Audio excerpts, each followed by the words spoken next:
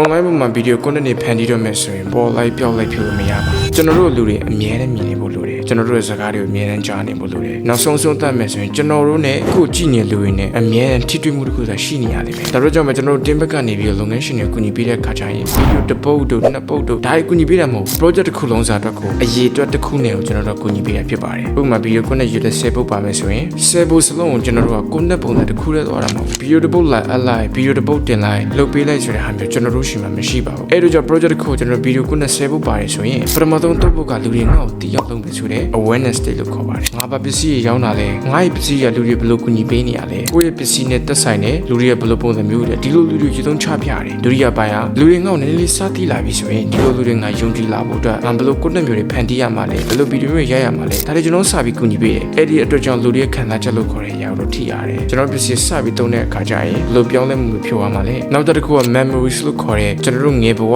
မှတ်ဉာဏ်တွေကျွန်တော်ဖြစ်ခဲ့မှုတဲ့အကြောင်းအရာတွေဒါတွေအားလုံးနဲ့ပေါင်းစပ်ပြီးတော့ကျွန်တော်တို့ emotional secret တွေရေးပေးတဲ့အပိုင်းဆိုတာရှိတယ်ဒါဒုတိယပိုင်းနောက်ဆုံးပိုင်းမှာကိုယ်အနေနဲ့ဘာပစ္စည်းရောင်းချင်တာလဲဒါကြီးပြောလို့ရတယ်အခုမှစပြီး video ဖန်တီးမဲ့လူတွေအတွက်ကျွန်တော်ဘက်ကနေပြီးတော့ content plan တွေဆွဲပေးတာဖြစ်ပါတယ်အခု online မှာစပြီးတော့ content တွေဖန်တီး video ဖန်တီးပြီးတော့တမ်းမရောင်းလိုက်ပါနဲ့ကိုယ့်ရှယ်ဝယ်ဖို့ဆိုတာအရန်ခက်ပါတယ်